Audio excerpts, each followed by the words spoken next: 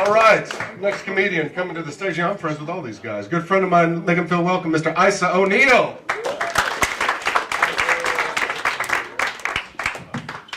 I think I deserve a bit more applause.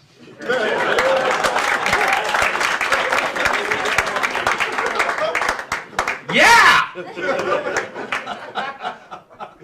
I go to Stuyvesant High School. It's the best high school in the state. It does have a high suicide rate, which is good. I like a challenge.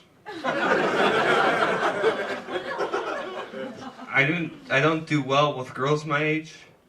I remember one time I asked the girl out, and she said she just wanted to stay friends, and then I said, but we're not friends.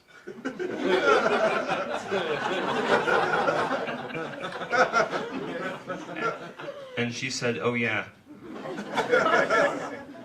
I remember another time I asked the girl if she wanted to go out, and she said, yes, but not with you. And I know I should feel sad about that, but that was the best response I'd gotten all year.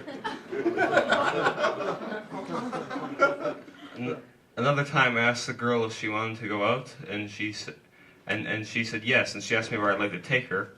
And this took me by surprise. I wasn't expecting to get this far. So I told her I'd get back to her on that.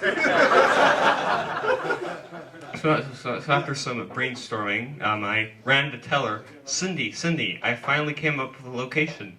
And she said, what? Cindy, a location for our date. And then she said, Aise, that was in middle school.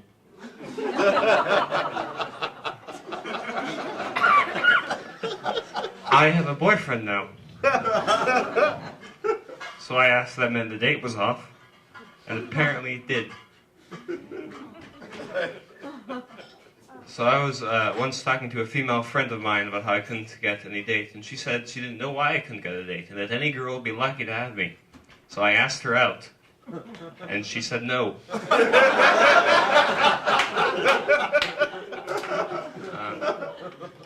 It's an interesting feeling doing this badly with women, because it makes you hope you're ugly. Because otherwise, the problem is your personality. Then again, it could be both. But I'm an optimist. After all, it's not that bad. I mean, there's this girl who sits next to me in class. She's very nice. She even knows my name. And one time, she leaned over, put her hand on my knee, and she said to me, Aise, could you move over a seat? So yesterday, my mother asked me if I had if I had a date ready for the prom, and I said, Mom, the prom's in June, and I'm a junior. And she said, yeah, I know, but this might take a while.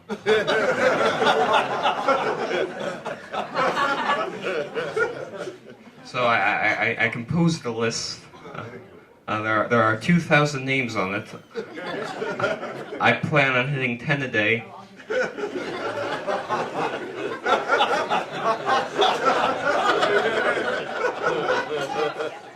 Yeah. So I started watching pornography. I watched one film. It was called Sexual Adventures in Space. And I thought, oh, I like science fiction. This will be an enjoyable watch. And there wasn't much space. It was primarily sexual adventures. And the floor was dirty. And there was this LED light in the background, and it was bugging the hell out of me. And then I started noticing something about the girl, and my first thought when I saw her was, my God, brush your teeth. But then, as I watched her touch herself, I started becoming very taken with her. I fell in love with her. And then this tattooed ruffian swoops in and starts putting the moves on my girlfriend. And screw you, mister, is what I shouted at the TV, at the computer screen. And then she cheats on me over a pizza. And I cried myself to sleep that night, and I can't watch pornography anymore. Not after what Bunny St. Clair did to me. I think I'm an enjoyable person to hang out with, but only in small periods of time. I'm a good 15 minutes or less kind of guy. Some of the people I know would argue a less.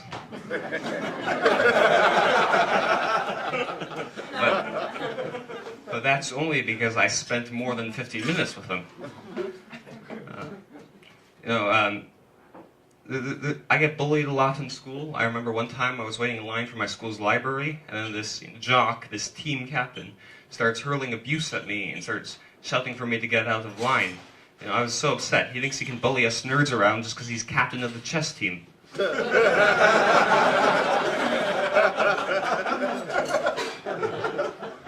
He thinks he can do whatever he wants just because he gets all the girls, and he was made homecoming king. He thinks he's so cool because he has friends, and he attended a party.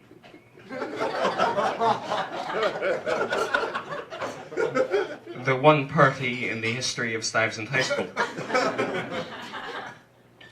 A big issue nowadays is immigration. Mexicans are coming here from Honduras and Puerto Rico.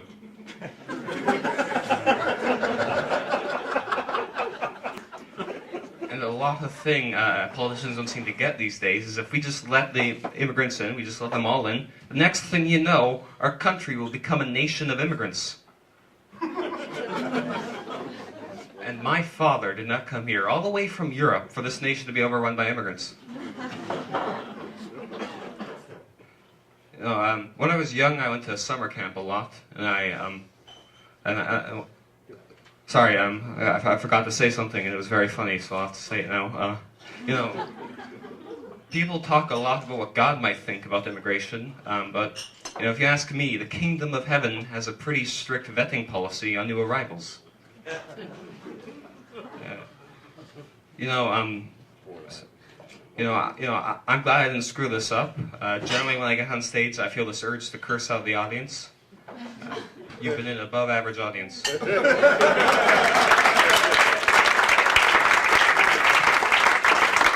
a 16-year-old high school student right there. Right there, Aise O'Neill. Aise is the same off stage as he is on. Same guy. Great guy. Hilarious.